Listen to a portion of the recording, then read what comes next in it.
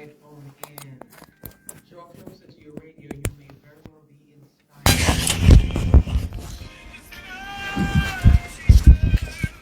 Have you ever made some decisions and, like, when you get in it, like you realize you weren't ready for it, or you weren't prepared for it, or does the battle really begin, especially the self battle? I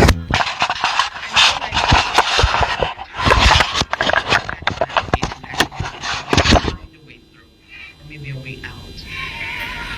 And many can attest because marriage has been treating many that way, especially when you're married young and unprepared. No stranger to us, she is back to share. The last time we had her, she talked to us about her upcoming conference, it was? Yes. Yeah, conference. We'll talk more about that as well. But this woman has a story.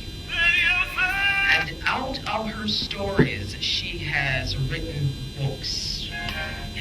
One of them entitled Redeemed from Inner Scars. Are you still dealing with inner scars? Redemption draws nigh. She's with us inside the Gospel Night Show to share. We say welcome again to Susanna D. Griffiths. Welcome again to Gospel JA. Thank you so much for having me. This time, it's not about the conference yet. It's not about so much the books, but about the story behind all of that. You know what I love with the Lord? In bringing through one season. And I don't know for college, if it's testing and trying and just encounters and building us and breaking us. And then there's so much that comes out of it. Like you said, it's sad at the time, you know, but at the same time, you see what it works out to be. Exactly. And for that, we're truly grateful. Susanna Griffiths, redeemed from inner scars. A woman who got herself in a relationship, maybe too young, too early. Too young at 17 years old. Walk us through that experience. At 17, you got married. No. So I got in the relationship at 17. I would have gotten married at 23, 24, thereabout. And that marriage lasted 7 years. But now that I'm in reflection mode, I can understand what happened, what were some of the factors inhibiting or limiting the success of that marriage.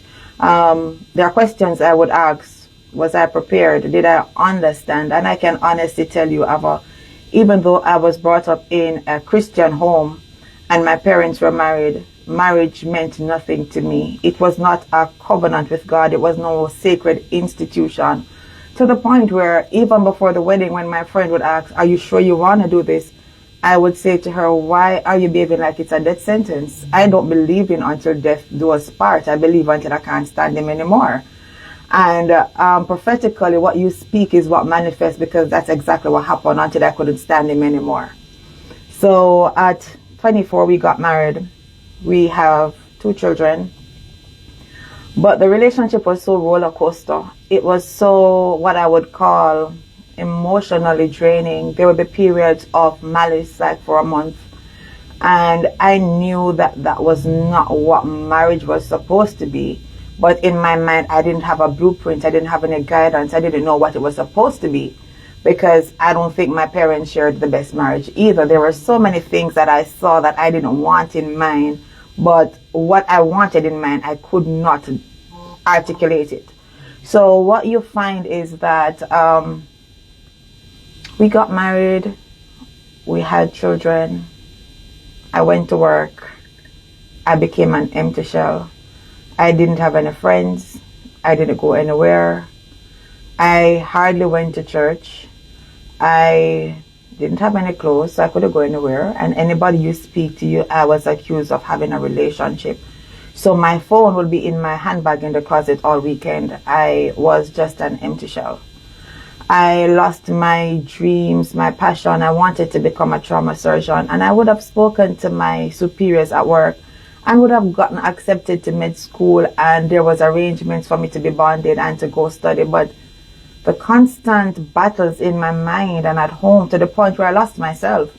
I didn't believe in my capabilities. I didn't believe in my strength. I didn't believe in how I looked physically, because everything was, it felt like a criticism. Whether or not it was in my mind or it was real, it felt like criticism. So I became a child walking around, not knowing myself, not knowing who I wanted to be, just losing myself daily, going through the motion and not having an avenue to discuss it. I became a child of God in 2012, I believe. And that came with its own challenges, because having gone into the kingdom, my church family thought that I was brilliant and articulate, and there were so many roles that were thrown on me, and without any foundation, any word. When my situations came, I technically crumbled. I crumbled, and there was no one to help, and the constant message was, the Lord hates divorce, and my defense was, the Lord hates ugly. And even after I decided that I couldn't do it anymore and I wanted to walk away, there were so many mind games.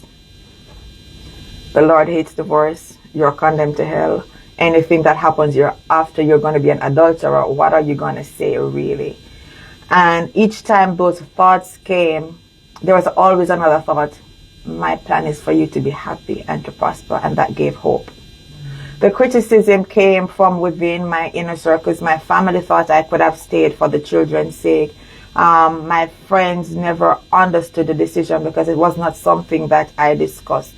But then I recognized that I was being strangulated, and a part of that was myself. I wasn't sure who I was. And now that I'm reflecting, it started maybe in childhood, where I was compared to my older sister, and she was thought to be better off. She was thought to be more beautiful, more successful, more brilliant, and everything. So I was always by myself in a corner reading. And if you would have watched the trailer, you would have seen where this girl 30 years ago was just sitting there reading a book, and I was thought to be very defiant. So I believe I entered that relationship out of nothing but rebellion and defiance. I just wanted to get out, and anything outside of my community, anything outside of what my parents could dictate would make me feel like I'm in control of myself. So hurting, not sure what emotions or what scars would have been imprinted on my brain, I made a step for a marriage or a relationship that was not for me. Was it your lack of preparation or readiness, or like just the mental settlement that would have cost the marriage, or there was really strangulation, as you mentioned, coming from our fight? What was really the fight? Was it a physical one or a mental one? The fight was both physical. It was with you, just you trying to figure out you, or it was just really a toxic relationship? We had physical fights. We had emotional fights, and the mental fights. I thought the fights was with him, and I was so conceited. That's a problem. I was so full of myself because of my educational status. I thought the problem must have been him. So that level of it's like self-sabotage. So you believe that you are better than, you are the better of the two. So any problem that exists, it must be him and not with me. And then that in and of itself created its own problem, because it made him feel deflated and emasculated. And I have been very, very, very lippy, very unconscious of the words that eject my mouth. And I would say any and everything. I didn't know how to put a band-aid on a cut. I didn't know how to soothe somebody's pain. So, for example, if he comes home and he didn't have a good day, and he was just trying to say to me, this happened, my response would be, because you're an idiot, you never know, so you should have done that. So I was so toxic because I was conceited, and that added to the flame and to the frustration.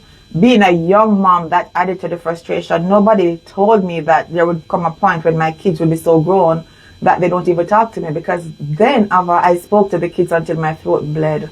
Out of frustration, I was just screaming and yelling all the time. Because you had so much going on. There was so much. Yes. And your husband was just there.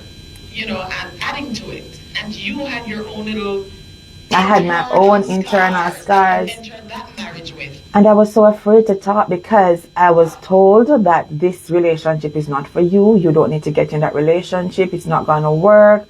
I was ashamed. I was embarrassed. I mean, in the community, I was looked on as one of the role models. She's married with 2 children and her kids are for her husband. She has a good job. She went to college, and all of that external pressure forced me into a box, and I didn't know how to open the box and peek my head to say, hey, there's no oxygen in here. Right, because on the outside everything looked good. Everything looked good. Educated, you're married with children. That's a good look in the community. That's a good look.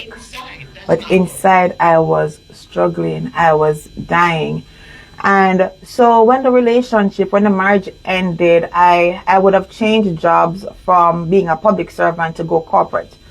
And without being disrespectful, I embrace corporate living because it doesn't put you in that status quo that public sector kind of restricts us to.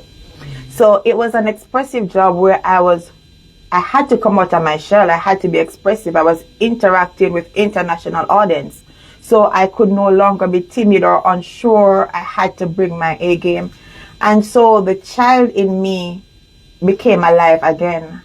And I was just expressive, and I met like-minded people who there was no restriction. So I've referred to a stage in the book as the blackout phase where things went wrong, so wrong. But when I changed job and I recognized I don't know wherever the strength came from to say I can't do this anymore, but it came. And when it came that Friday evening, I had no plan. I didn't know what I was going to do. But the Saturday after work, I went to the salon and I decided that the change starts physically. So I was going to change how I look. So I did my hair, I changed the color, I put in a pixie cut, and I was bubbly. Then I started changing my closet, not because I wanted to, but out of default. The job requires a lot of events, and I had to be in attendance. So, and I had friends at this job who would have gone through similar things. And I refer to my friend Nick as the motivator, because Nick's she keeps saying, Sue, let's listen to some affirmation. Let's talk about this. Girl, you're so pretty. And, she would constantly help me through to the point where she was the one who helped me to start taking photographs because I didn't like how I look. And even in that marriage, it never encouraged you no. in any way or form. No. Your husband would say, you're so beautiful. No. I like this on you. You never got this. So you're coming out of the whole inner scars from family related. So how you grew up, and now you're in a marriage that just make it worse. So the truth about even the job that I went into, I wanted that job I got that job 2014. I wanted that job in 2007. In 2010, I communicated, and the response I got was, you're not going to manage that. It's too much, and you know that I have to wear pants, and you don't look good in pants. You have to wear a skirt. Like, okay. So that was another form of deflation. And I walked into that job, and I wore my pants, and I wore it with confidence to the point where thereafter I never had a job that allowed me to wear skirts. So I'm in pants every day ever since. Whatever I look like, I'm God's perfect image. So you had to build your confidence outside of the marriage? Yes, I had to. And then you were confident enough to leave? I don't know if it was confidence or scared or I don't know what happened. The truth is nothing really happened. I just recognized that I just could not survive in that corporate role the way I wanted to show up with that level of toxicity that I was enduring. So as a government employee, I think I was allowed to mask a lot, but I was vulnerable in this new space now, and it made life a bit more tricky. So I went home and I said, we need to talk. And he said, okay, go ahead. And I said, I don't believe this marriage is working. I don't think I can do this anymore. And he said to me, I would be a liar if I said I didn't see this coming or that we didn't try.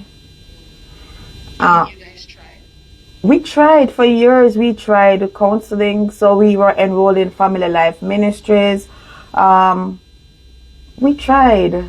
I would have bought several self-help books to the point where Stormy O'Marchand became my best friend in The Power of a Praying Wife, because when I became a child of God, I thought I could pray my way through.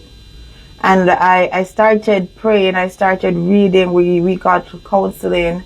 Um, but I just didn't feel like Sue. I felt deflated. And so when I said that to him, there was no retaliation, there was no fuss. He said, I agree that we tried. And so on the Saturday, he left. And it was thereafter that we had some more disagreements. But during that conversation, there was no disagreement, there was no fight, there was nothing toxic. It's like it just died a natural death. However, it got to a point where even in restoration, in this new job, in this embracing this level of newness, um, I don't know if I would say I found love again. I met somebody and it was just so different. Not 360 different, but 180 different. Because 360 would have taken you back to the same place. But there was no expectation. There was no consultation. So I remember when I was looking at a place to relocate, and I said to this guy who was my friend, I said, come follow me to look at this place and tell me if you like it. He came and he looked at it. And then I said to him, what do you think? And he said to me, can we step outside? Because the person who was showing us the property was there. He said, can we step outside? And when I step outside, he said to me, Sue, let me tell you something. You don't need anybody to qualify your decision. If you like it, you like it. If I don't like it, that's my problem. It's your place. You're going to live there with your kids. You're going to pay your bills. What if I don't like it? That's my problem. Do not think you need validation to make your decisions. And so he would have helped me to rebuild my confidence, to say things like, so you are smart, you are so smart, and if you really don't know, then that is strange, because you have an answer for almost everything. You can see through people, and it's like you have such innate ability. Why do you subject yourself to all of this? Nobody's going to blame you, nobody's going to punish you, nobody's going to scream at you, nobody's going to hit you. You're going to be fine, and you can make all your decisions by yourself.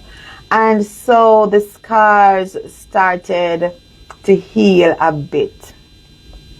And through that healing, I became more resilient. I became stronger. I did not think I need to think about a thought for weeks and preempt a response before I actually communicate. Whatever I thought, I just said it, and the response, I would have good conversations.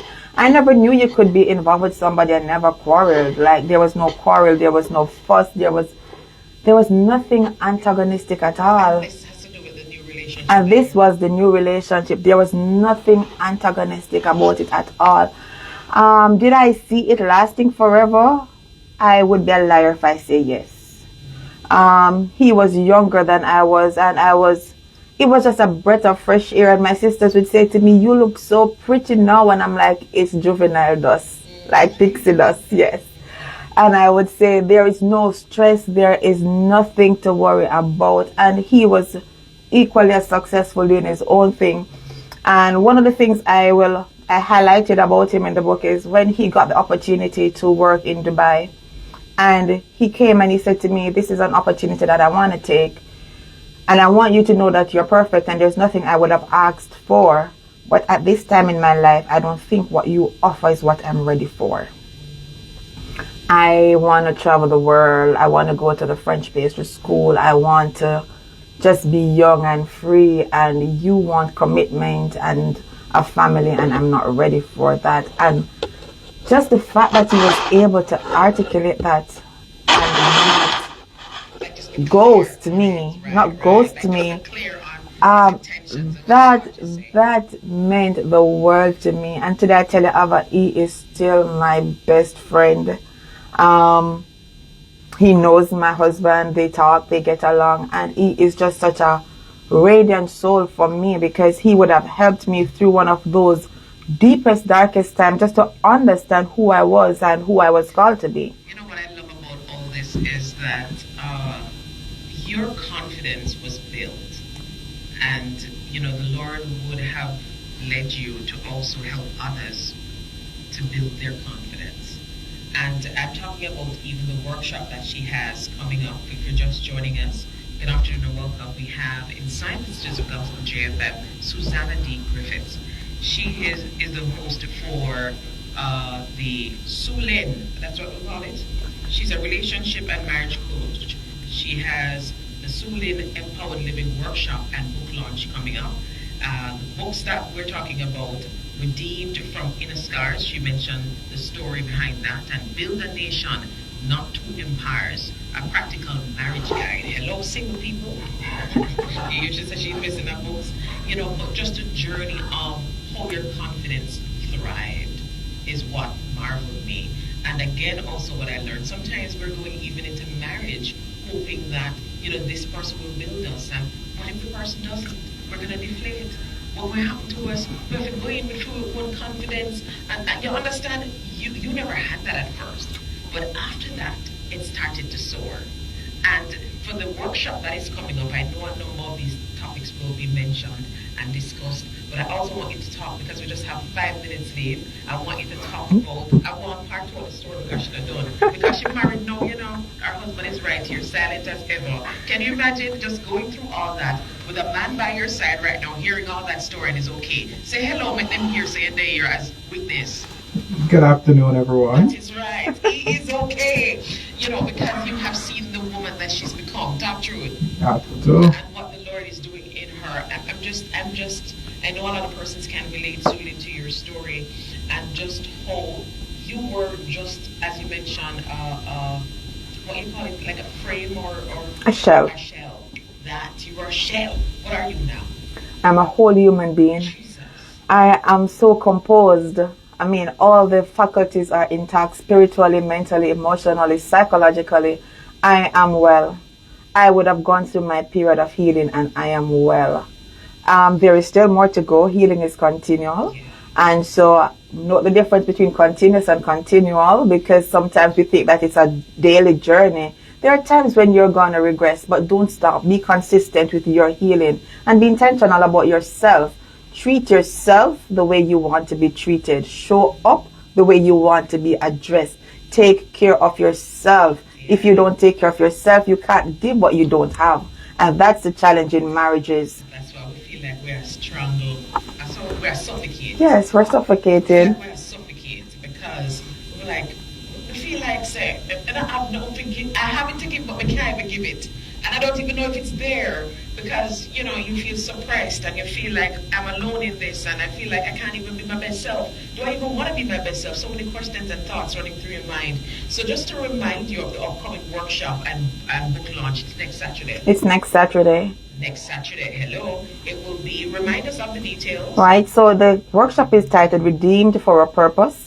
And it will be held at Amerton Bloom, which is on Carpenters Road off Hagley Park Road. We start at 10 a.m. and we will have a full workshop with a workbook, and I will lead you through that session of emotional healing. In the afternoon, we will be joined by Coach Tamika Winter-Dixon, Pastor Errol White, and trauma-inspired Coach Chantal Monroe, who will walk us through moving from procrastination to purpose, how unresolved traumatic experiences can affect us and, in fact, cripple our relationships, and why we need a transformed mindset in order to activate all that God has in store for us. So we meet next Saturday. It's $100 for registration. You can register from my link tree. It's suelyn.empoweredliving. That's SUELYN.empoweredliving, or from the website, which is www.suelyn.empoweredliving.com. We're still open for registration, so go ahead, book your tickets. For our virtual attendees, it's $35. You will be emailed the Zoom code and your ebook by the 22nd. Everybody needs to ensure that before you entertain any relationship, you are whole, because what I did in that book, I didn't only look at spousal relationships. If you are fragile, if you are broken and fragmented, even your social relationships, the way you show up for work is impacted, because the thoughts you have of yourself will always cloud how you perceive yourself, how you think others perceive you, and form a judgment cloud over your head. You know, something I was sitting in that. We just sit down in that and we wonder, all right, probably at him, probably at me. I mean, right now we don't even know what I'm like. And you're so confused because you don't even know what you went in with, the scars you went in with, and they're also adding to what's happening in there. Right. And when we get in relationships, we spend hours talking about the good stuff. I want to hear the bad stuff. I want to hear the things that made you cry. I don't want to hear the stories of all the time when you won. Tell me about the scars that you're battling with. And just to preempt, that was one of the benefits of this second marriage. We spoke about our hurt earlier. When I asked him and I said to him, so what are we doing together as two hurt people? And he said, love each other like there's no tomorrow. Quickly, how we can get these books? So the books are currently available on Amazon. The Redeem from Inner Scars for $29.99. And Build a Nation, Not Two Empires is for $34.99. Both are available on Amazon. They're not yet available locally, but as of next week after the launch, they will be available. The Jungle Ocherius will be one of our partners to sell the books for us, and we will also be taking direct orders and do deliveries. Thank you, Susanna. Thank you for having me. Thank you so very much for coming and just being a blessing and for sharing what the Lord has brought you through and really here to empower others. Really. Thank you so much. Thank you. All right, your turn. One road. All this stuff. Coming around with you, Susanna.